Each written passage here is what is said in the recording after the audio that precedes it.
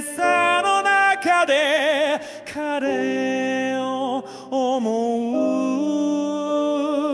う。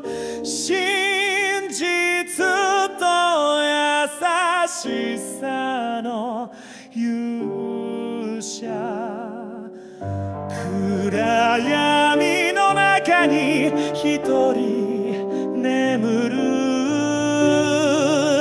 罪のために命を燃やした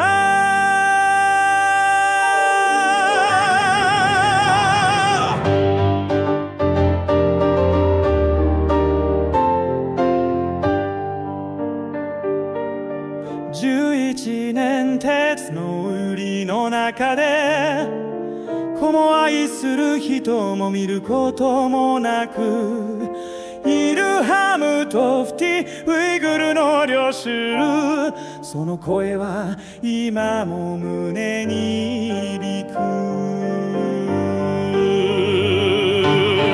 ろうそくのように自分を削り、正義のためにただ一言約束したなら金法を守れ。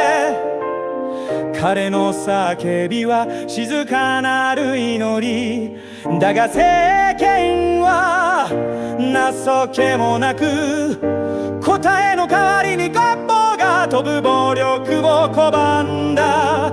誇り高き男に狂った世間の怒りが襲う。法を破る国は娘を汚す。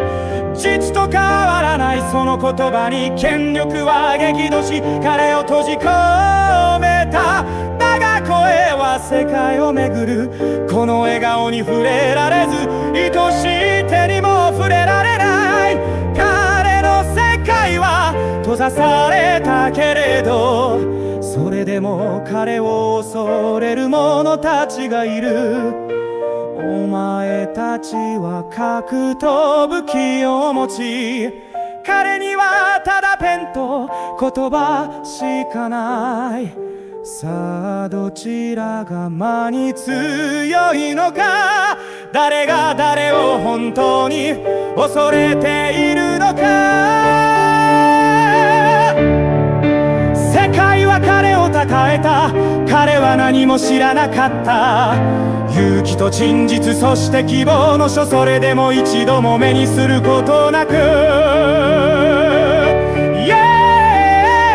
今イルハムとフティのために歌う。囚われの身でも魂は自由。彼は今歴史の一部、尊厳の夢を抱きしめて生き